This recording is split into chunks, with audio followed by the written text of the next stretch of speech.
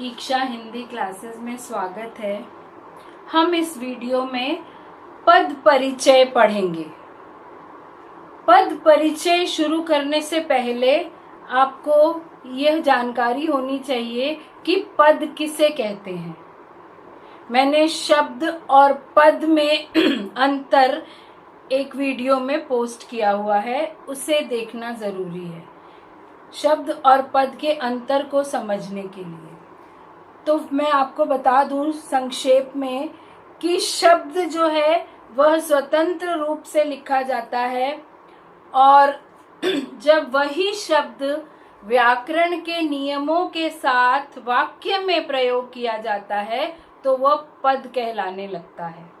जैसे उदाहरण के लिए राम, लंबा, पत्र, पढ़ना, ये सब शब्द हैं, अलग अलग लिखे गए हैं लेकिन जब हम इसका वाक्य बना लेंगे, ये शब्द जब वाक्यों में आ जाएंगे, राम लंबा पत्र पढ़ता है, तब ये शब्द नहीं कहलाएंगे, ये पद कहलाएंगे।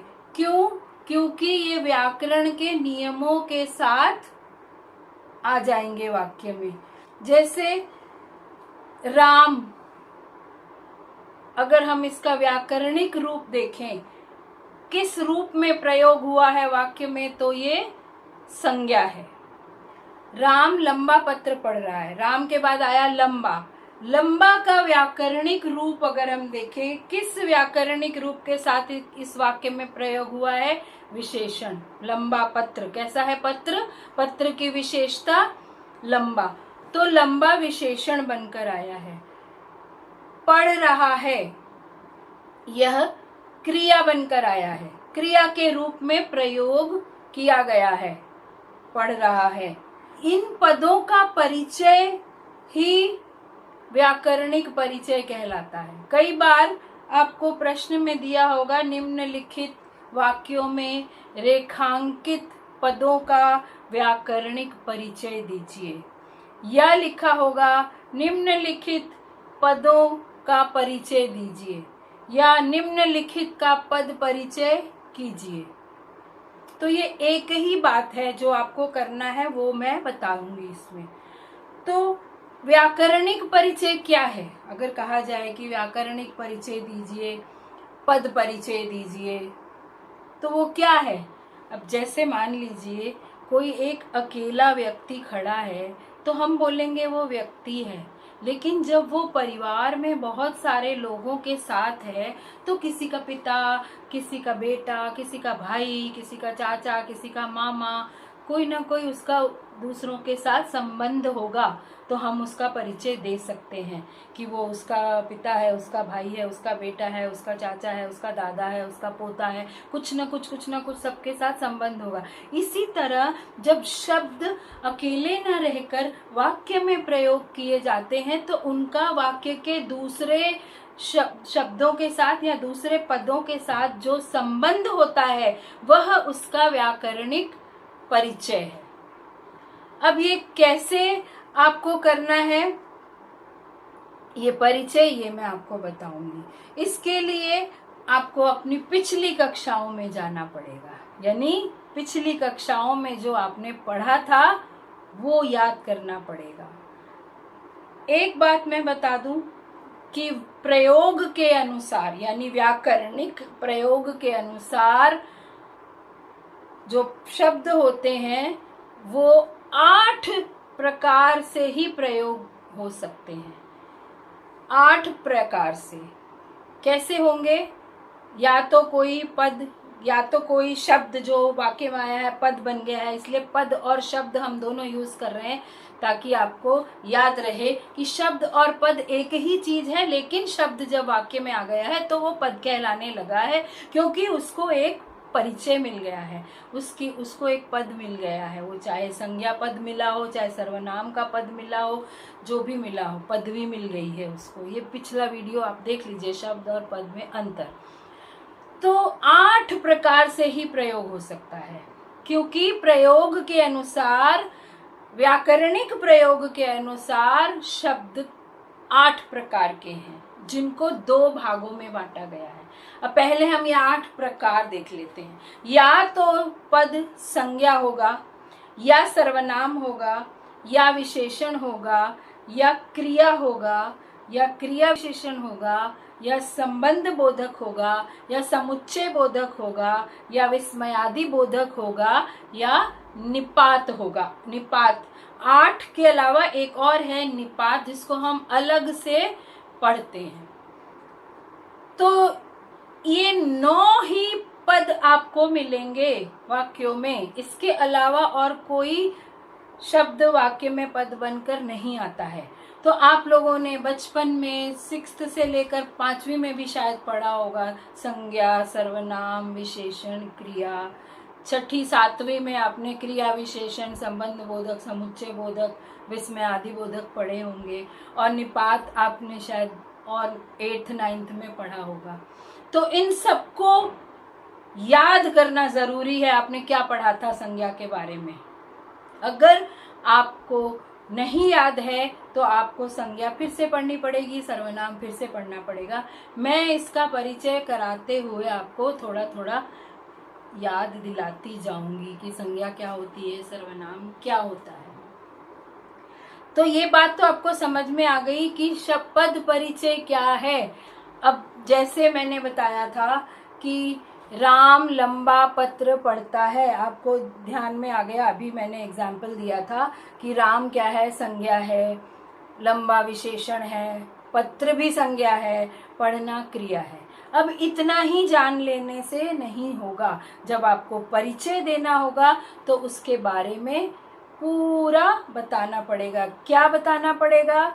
अगर आपको संज्ञा पद का परिचय देना है तो आपको संज्ञा के तीनों भेदों की जानकारी होनी चाहिए। अगर संज्ञा का परिचय देना है तो जैसे राम का परिचय देना। मान लीजिए वाक्य में लिखा हुआ है राम लंबा पत्र पढ़ रहा, राम को अंडरलाइन कर दिया और कहा कि आप इसका परिचय दीजिए, पद परिचय दीजिए। तो आप क्या करेंगे? आप याद करेंगे ये संज्ञा है। अब संज्ञा के 3 भेदों में से कौन सी संज्ञा है? राम। किसी का नाम है तो व्यक्तिवाचक संज्ञा है। संज्ञा के 3 भेद हैं, व्यक्तिवाचक, जातिवाचक, भाववाचक। तो उन तीनों में से राम कौन सी संज्ञा है? व्यक्तिवाचक। फिर उसका लिंग बताना पड़ेगा आपको। वो स्त्रीलिंग है या पुल्लिंग? राम पुल्लिंग ही है, लड़के का नाम है। वचन कितने हैं? कितने राम है? 1 है। अब लिंग में भी आपको स्त्रीलिंग पुल्लिंग पता है। वचन, एक वचन, बहुवचन। तो राम 1 है या 2 है या अधिक है? 1 है। तो कौन सा वचन हुआ?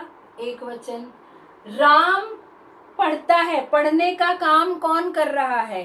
राम। तो वाक्य में कारक कौन सा है? राम। अब कारक की विभक्तियां भी आपको याद होनी चाहिए। राम पढ़ता है, पढ़ने वाला क्या कहलाता है? कर्ता। तो राम कौन सा कारक है? कर्ता कारक। अब ये कर्ता कारक का संबंध क्रिया के साथ है। कौन सी क्रिया है? पढ़ता है। पढ़ता है क्रिया का कारक है। तो संज्ञा अगर पूछा जाएगा, संज्ञा का पद परिचय करना होगा तो आपको क्या करना पड़ेगा? क्या क्या लिखना होगा उसमें? संज्ञा का भेद लिखना पड़ेगा, उसका लिंग, उसका वचन, उसका कारक और क्रिया के साथ संबंध।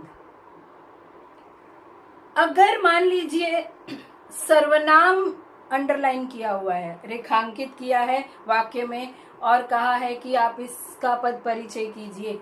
वह जाति है, वह जाति है, ठीक है। तो यहाँ पर सर्वनाम है वह, आपको पता है। अगर नहीं याद तो आपको सर्वनाम फिर से पढ़ना पड़ेगा। मैं ये सारे संज्ञा, सर्वनाम, विशेषण सबके वीडियो अलग से भी डाल दूंगी ताकि अगर आपको रिवाइज करना हो पिछला तो आप कर सकें। तो वह जाति है मान लीजिए, तो उसमें सर्वनाम के 6 भेद हैं। उन 6 में से कौन सा भेद है सर्वनाम का? आपको याद होना चाहिए। सर्वनाम के 6 भेद कौन कौन से हैं? पुरुषवाचक सर्वनाम, निश्चयवाचक, अनिश्चयवाचक, प्रश्नवाचक, संबंधवाचक, निजवाचक सर्वनाम। अब वह कौन सा सर्वनाम है? पुरुषवाचक सर्वनाम है।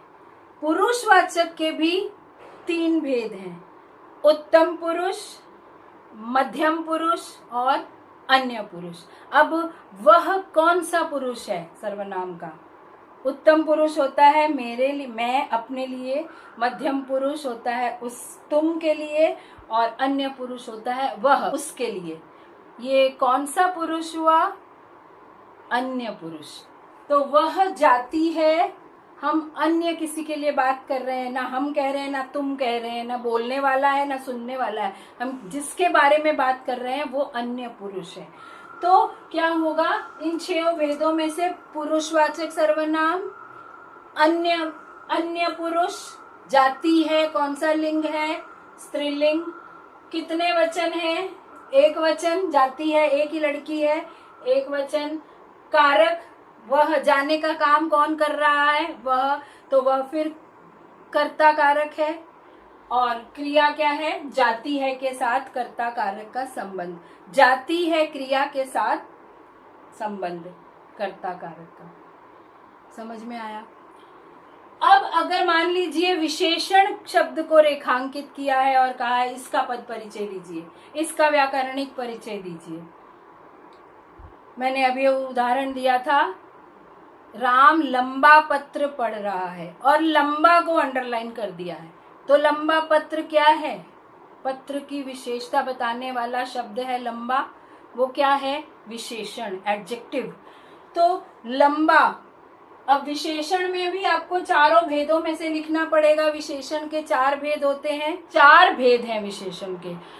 तो लंबा जो है शब्द, लंबा पद जो वाक्य में आ गया है, वो कौन सा विशेषण भेद है? गुणवाचक विशेषण। तो आपको पता होना चाहिए कि गुणवाचक विशेषण कौन से होते हैं, संख्यावाचक कौन से होते हैं, परिमाणवाचक कौन से होते हैं। और फिर उसका लिंग, लंबा पत्र, लंबा, लंबी नहीं, लंबा, तो कौन सा लिंग हुआ? पुल्लिंग। एक पत्र पढ़ रहा है, एक वचन। अब विशेषण में आपको उसका क्रिया नहीं लिखना है, विशेषण का क्रिया के साथ कोई संबंध नहीं होता। आपको विशेष्य लिखना है, कौन सा है, किसकी विशेषता बता रहा है लंबा पद? पत्र की, पत्र की विशेषता बता रहा है। तो जिसकी विशेषता बताई जाती है उसको विशेष्य कहते हैं। तो देखिए 4 भेद हैं विशेषण के, उनमें से एक भेद का नाम लिखोगे, लिंग, वचन और उसका विशेष्य, जिसकी विशेषता बता रहा है। विशेषण में बस इतना ही लिखना है। फिर है, यदि क्रिया आपको पूछी जाती है, क्रिया का पद परिचय दीजिए, तो आपको क्या क्या लिखना है उसमें? क्रिया के भेद। सबसे पहले देखना होगा कर्म के अनुसार क्रिया का भेद, यानी क्रिया सकर्मक है या अकर्मक, वाक्य में कर्म है या नहीं है, या क्रिया सकर्मक है या अकर्मक, ये भी आपको पता होना चाहिए। कौन सी क्रियाएं सकर्मक होती हैं, कौन सी क्रियाएं अकर्मक होती हैं, इसको भी मैंने एक वीडियो में बहुत अच्छी तरह समझाया हुआ है, कोई कंफ्यूजन नहीं रहेगा। तो आप जैसे ही क्रिया देखोगे, वाक्य को पढ़ोगे, वो सकर्मक क्रिया है या अकर्मक क्रिया है। जैसे कुछ क्रियाएं सकर्मक होती हैं, कुछ क्रियाएं अकर्मक ही होती हैं हमेशा। फिर आप लिखोगे बनावट के आधार पर क्रिया भेद। बनावट के अनुसार कौन से हैं? मुख्य क्रिया, संयुक्त क्रिया, प्रेरणार्थक क्रिया और पूर्वकालिक क्रिया। तो ये आपको क्रियाओं के भेद लिखने, इनमें से कौन सी क्रिया है वो आपको लिखनी पड़ेगी उसमें। जैसे पढ़ता है, राम लंबा पत्र पढ़ता है, तो पढ़ता और है ये दोनों क्रियाएं एक साथ आई हैं, तो ये क्या है? संयुक्त क्रिया। पढ़ना और होना 2 क्रियाएं एक साथ आई हैं। ये अगर कहेंगे राम ने पत्र पढ़ा, तो पढ़ा केवल मुख्य क्रिया है। इस तरह से आपको क्रियाओं के भेद याद होने चाहिए। अब मैं यहाँ सारे भेद भी कराने लग जाऊंगी तो फिर तो क्रिया का ही एक वीडियो बन जाएगा, उसके लिए आप अलग से वीडियो देख लीजिए। फिर क्रिया के लिए आपको लिखना होगा काल। राम पत्र पढ़ता है, पढ़ा था, पढ़ेगा, तो उस हिसाब से आपको काल लिखना पड़ेगा। भूतकाल है, वर्तमान काल है या भविष्यत काल है, तो वो तो बहुत आसान है। फिर क्रिया में आपको उसका वाच्य लिखना पड़ेगा। वाच्य भी अलग से आपको पता होना चाहिए। वाच्य कौन कौन से होते हैं? कर्तृवाच्य, कर्मवाच्य और भाववाच्य। इन तीनों में से उस वाक्य में कौन सा वाच्य है ये पता होना चाहिए। क्रिया के लिए आपको ये वाच्य भी लिखना पड़ेगा। तो वाच्य का वीडियो आप देख लीजिए, आपको याद आ जाएगा। फिर क्रिया की धातु लिखनी पड़ेगी आपको। धातु, जब क्रिया में से हम ना हटा देते हैं, आपने अगर संस्कृत पढ़ी है तो आपने धातु रूप अवश्य पढ़े होंगे। किसी भी क्रिया में से ना हटा देंगे तो वो उसका धातु रूप हो जाएगा। जैसे पढ़ना है या पढ़ता है तो उसका धातु रूप है पढ़। ता हटा दीजिए, ना हटा दीजिए, केवल पढ़ उसका धातु रूप है। फिर उसका कर्म, क्रिया का कर्म, क्या पढ़ता है? पत्र पढ़ता है, तो पत्र क्या है? कर्म। क्रिया पूछी जाएगी तो उसमें कर्म भी लिखना होगा। और फिर कर्ता का उल्लेख। कौन है कर्ता? राम। तो क्रिया में इतना सब लिखना पड़ता है। क्रिया का अभ्यास आपको ज्यादा करना पड़ेगा। बस आपको ये चीजें याद रखनी है कि क्रिया पूछी जाएगी, क्रिया का परिचय पूछा जाएगा तो क्या क्या उसमें लिखना है। कर्म के अनुसार भेद लिखने हैं, बनावट के अनुसार भेद लिखने हैं, काल लिखना है, वाच्य लिखना है, उसका धातु रूप लिखना है, उस वाक्य में कर्म लिखना है और कर्ता लिखना है। उसके बाद है क्रिया विशेषण। क्रिया विशेषण एडवर्ब को कहते हैं। क्रिया की विशेषता बताने वाले जो शब्द होते हैं वो क्रिया विशेषण कहलाते हैं। तो वाक्य में अगर क्रिया विशेषण का पद परिचय पूछा जाए तो आपको क्या क्या लिखना होगा? क्रिया विशेषण का कौन सा भेद है? अब क्रिया विशेषण के 4 भेद हैं, आपको याद होने चाहिए। क्रिया विशेषण के भेद हैं रीतिवाचक, स्थानवाचक, कालवाचक, परिमाणवाचक। तो ये आपको पता होना चाहिए कि कौन सा भेद है क्रिया विशेषण का। अब जैसे कोई हम कहें कि राम धीरे धीरे पत्र पढ़ता है, तो कैसे पढ़ता है? धीरे धीरे। रीतिवाचक, ये क्रिया विशेषण का भेद है। तो हम कौन सा भेद लिखेंगे? रीतिवाचक क्रिया विशेषण। और क्रिया विशेषण में जिसकी विशेषता बताई जा रही है वो लिखना। जैसे विशेषण में लिखा था पत्र विशेष्य, क्रिया विशेषण में भी भेद क्रिया विशेषण का और जिसकी विशेषता बताई जा रही है। तो राम धीरे धीरे पत्र पढ़ता है, किसकी विशेषता बताई जा रही है? पढ़ने की। धीरे धीरे पढ़ता है तो पढ़ने की विशेषता है। क्रिया कौन सी है? पढ़ता है। पत्र की विशेषता नहीं है। धीरे धीरे पढ़ता है या धीरे धीरे पत्र पढ़ता है या पत्र धीरे धीरे पढ़ता है, एक ही बात है, लेकिन यहाँ पर पढ़ने की विशेषता बताई जा रही है। पत्र धीरे नहीं है, पत्र तो वैसा ही है जैसा लंबा था, जैसा भी था, लेकिन पढ़ने की विशेषता है कि वो धीरे धीरे पढ़ता है, तेज तेज चलता है। तो चलने की, पढ़ने, क्रिया की विशेषता होती है क्रिया विशेषण। तो बस इसमें 2 ही चीजें लिखनी है, क्रिया विशेषण का भेद और जिसकी विशेषता बताई जा रही है वह क्रिया मेंशन करना है, आपको उल्लेख करना है बस। फिर समुच्चय बोधक। समुच्चय बोधक आप जानते हो संयोजक होते हैं, और, किंतु, परंतु, इसलिए, तथा, अथवा इत्यादि। तो उनको आपको देखना पड़ेगा। जैसे राम खाना खाता है और सो जाता है, तो और को अगर अंडरलाइन किया है तो आपको लिखना पड़ेगा कि ये समुच्चय बोधक अव्यय है। और वो 2 प्रकार के होते हैं।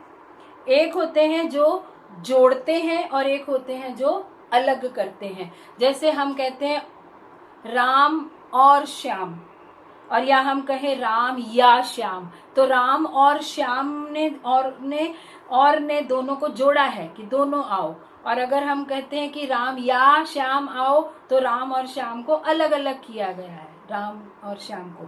तो यहाँ पर एक जोड़ने वाला है और एक तोड़ने वाला है। तो इस तरह से दो भेद हैं, ये भी आपको अलग से पढ़ने पड़ेंगे, अलग से वीडियो में आप देख सकते हो। तो संयोजक या समुच्चय बोधक, तो आपको यही लिखना पड़ेगा, केवल नाम और उसका भेद निर्देश करना होगा। इसी तरह संबंध बोधक है, जैसे छत के ऊपर बंदर बैठा है, तो के ऊपर, आपको के ऊपर अगर वो किया गया है, अंडरलाइन करके कहा है कि इसका आप पद परिचय दीजिए, तो आपको पता होना चाहिए ये संबंध बोधक अव्यय है। के जो कारक में का के की था, संबंध कारक, वही है ये संबंध बोधक अव्यय। तो उसके बारे में आपको लिखना पड़ेगा कि ये संबंध बोधक अव्यय है, और जो जिन दो पदों को वो मिला रहा है उसका लिखना। जैसे छत के ऊपर बंदर बैठा है, तो छत और बंदर को मिलाने वाला है ये संबंध बोधक अव्यय। छत और बंदर का संबंध स्थापित कर रहा है, ये संबंध बोधक अव्यय है। बस इतना ही लिखना है इसमें। और फिर एक है विस्मयादि बोधक। विस्मयादि बोधक अव्यय, जिसमें हम भाव प्रकट करते हैं, जिसमें विस्मयादि बोधक चिन्ह लगता है, एक्सक्लेमेशन मार्क, आहा, वाह, छी, हाय, है, इस तरह के जो भाव होते हैं, जिसमें घृणा या हर्ष या शोक या उदासी या आश्चर्य, ये इन भावों को प्रकट करने वाले शब्दों के नीचे अंडरलाइन किया होगा और कहा जाएगा कि इसका परिचय दीजिए, तो आपको लिखना होगा ये विस्मयादि बोधक अव्यय है। हर्ष सूचक, घृणा सूचक, शोक सूचक, आश्चर्य सूचक, भय सूचक, जो भी वो भावना होगी उसके बारे में आपको लिखना होगा। बस, तो ये मैंने आपको बता दिया है एक्सप्लेन करके अच्छी तरह से कि किसमें क्या लिखना है।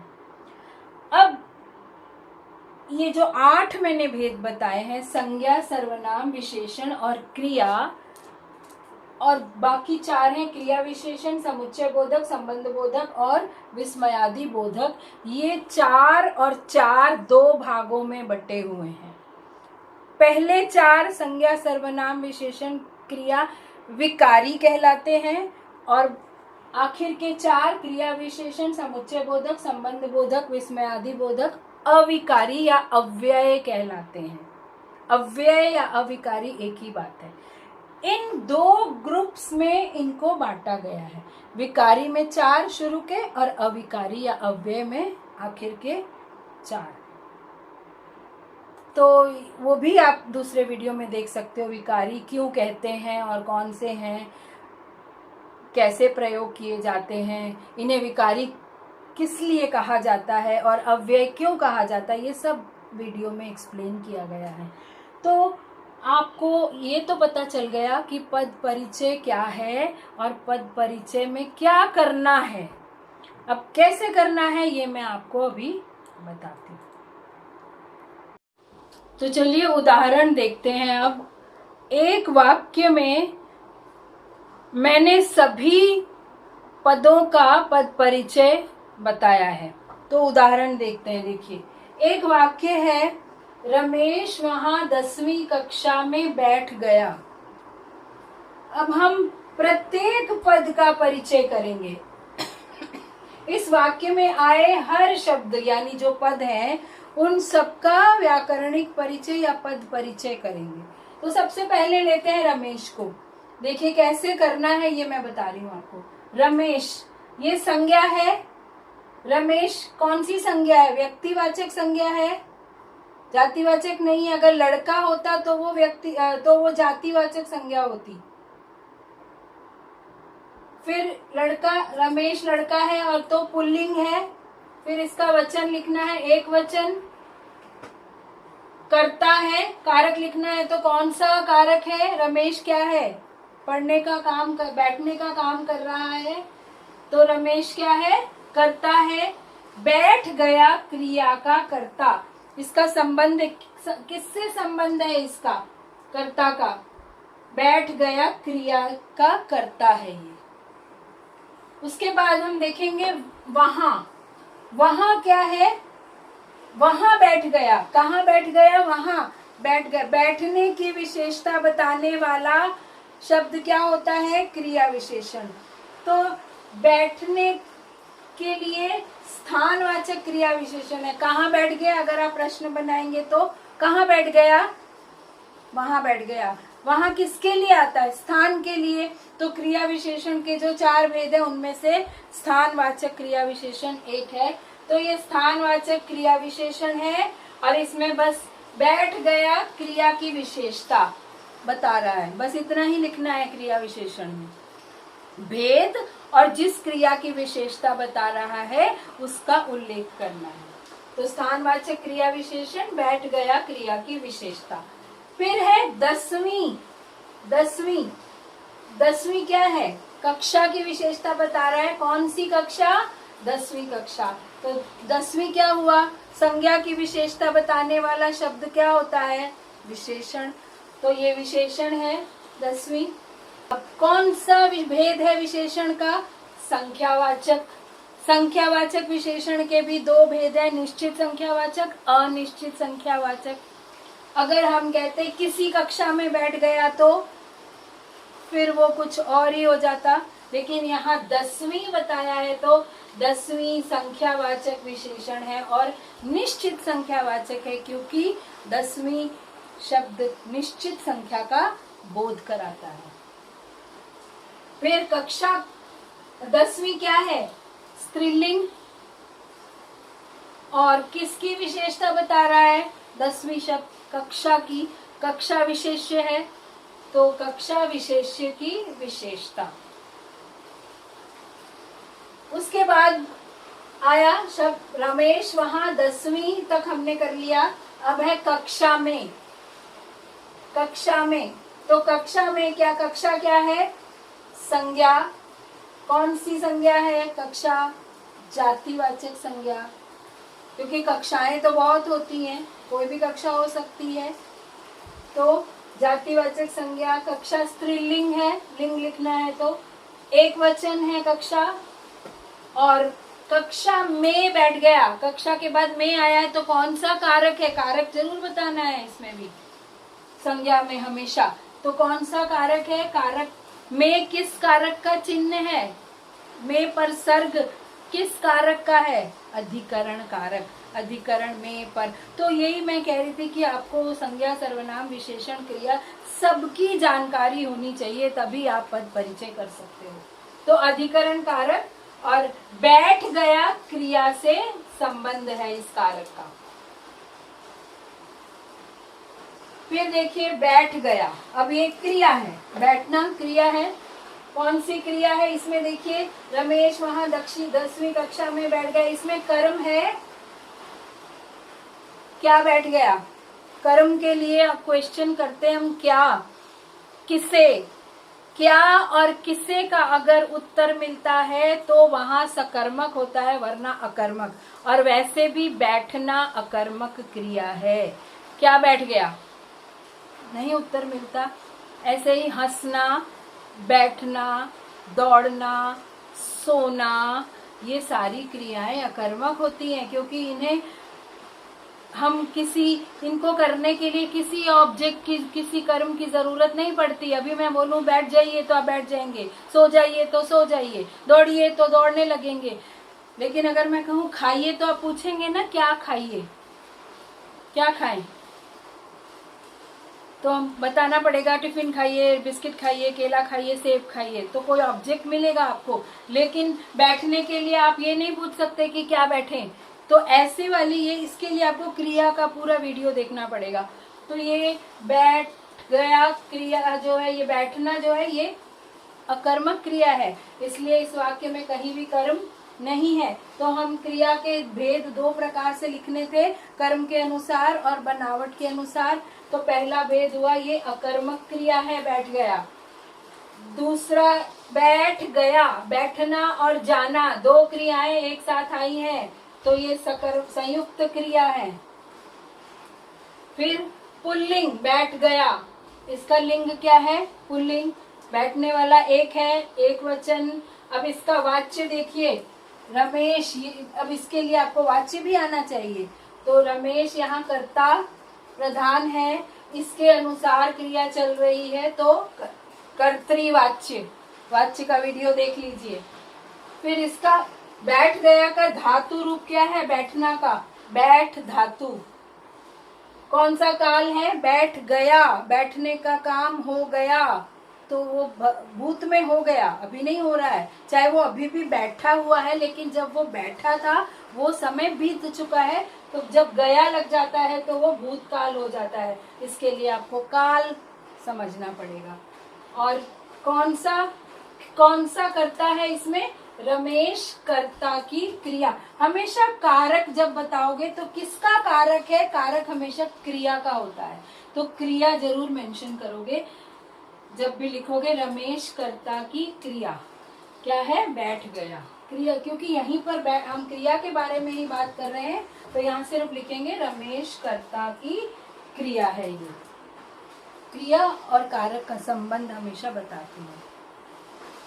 और यहाँ अगर यहाँ कर्म होता तो हम यहाँ लिखते कर्म की क्रिया, जो भी कर्म होता उसको लिखकर इस कर्म की क्रिया। तो क्योंकि ये अकर्मक क्रिया है तो यहाँ कर्म मेंशन नहीं करना है। तो अब आपको समझ में इतना तो आ ही गया होगा कि पद परिचय कैसे करते हैं। इसके लिए थोड़ा अभ्यास तो करना ही पड़ेगा। अब मैं आपको दूसरा उदाहरण देती हूँ जिसमें बाकी जो रह गए हैं प्रयोग के अनुसार जो शब्द होते हैं, जैसे इसमें सिर्फ 4 आए हैं, संज्ञा आई है, क्रिया विशेषण आई है, विशेषण आया है और क्रिया आई है। तो 4 आए हैं, बाकी 4 भी मैं आपको अभी करवा देती हूँ। तो हम बाकी जो रह गए हैं वो उदाहरण देखते हैं। अब ये वाक्य देखिए, वाह मैं और तुम छत के ऊपर चले। तो हम देखते हैं वाह, वाह कौन सा पद है? विस्मय आदि बोधक, जिसमें हम अपनी भावनाओं को व्यक्त करते हैं, भावों को व्यक्त करते हैं।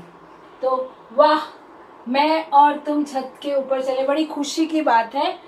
तो वाह क्या लिखेंगे हम? हर्ष सूचक विस्मय आदि बोधक अव्यय, बस इतना ही आपको लिखना है। फिर है मैं क्या है? सर्वनाम। सर्वनाम का देखना पड़ेगा, पहले पुरुषवाचक सर्वनाम है, बोलने वाला उत्तम पुरुष, सुनने वाला मध्यम पुरुष और जिसके विषय में कहा जाए वो अन्य पुरुष। मैं, तुम, वह, तो इसमें मैं है तो उत्तम पुरुष, एक वचन है मैं, अगर हम होता तो बहुवचन हो जाता। स्त्रीलिंग या पुल्लिंग कोई भी हो सकता है, क्योंकि सर्वनाम में लड़की भी खुद को मैं कहती है और लड़का भी खुद को मैं कहता है, इसलिए दोनों हो सकते हैं, स्त्रीलिंग भी पुल्लिंग भी। तो हम स्त्रीलिंग ऑब्लिक पुल्लिंग लिखेंगे। कर्ता कारक, चलने की बात कौन कर रहा है? मैं। जाने वाला कौन है? मैं, तो कर्ता कारक है। और चले क्रिया का कर्ता है। ये हमेशा क्रिया के साथ संबंध बताना पड़ता है कारक का, तो चले क्रिया का कर्ता। तो सर्वनाम भी आपने देख लिया। अब है और, मैं और तुम। और क्या है? समुच्चय बोधक, जो दो वाक्यों को जोड़ता है या दो शब्दों को जोड़ता है। तो मैं और तुम। समुच्चय बोधक भी दो प्रकार के हैं, जो दो वाक्यों को जोड़ते हैं और जो दो वाक्यों को अलग करते हैं, यानी विरोधी बात करते हैं। जैसे मैं या तुम, दो विरोधी हो गए, या मैं या तुम। मैं और तुम दोनों साथ में। तो जो और है वो समानाधिकरण समुच्चय बोधक कहलाते हैं, और जो अलग करते हैं या, वो व्याधिकरण समुच्चय बोधक कहलाते हैं। तो इसमें कौन सा है? समानाधिकरण समुच्चय बोधक अव्यय। बस इतना ही लिखना है, इसमें ज्यादा कुछ नहीं लिखना है। फिर तुम, मैं और तुम, ये तुम की तरह, ये मैं की तरह तुम, दोनों एक जैसे सर्वनाम हो गए। तो तुम क्या है? सर्वनाम। अब तुम सुनने वाला है तो मध्यम पुरुषवाचक सर्वनाम। इसी की तरह एक वचन, स्त्रीलिंग पुल्लिंग दोनों हो सकते हैं। कर्ता कारक है ये भी, मैं और तुम, चले क्रिया का कर्ता। उसके बाद है छत के ऊपर। अब छत को आप लिख सकते हो, ये संज्ञा का उदाहरण है, इसलिए मैंने इसका यहाँ नहीं लिखा। छत संज्ञा है, जातिवाचक संज्ञा है। बाकी आपको पता है संज्ञा कैसे करना है, वो अभी मैंने बताया आपको पीछे। तो के ऊपर देखते हैं। के ऊपर क्या है? संबंध बोधक अव्यय।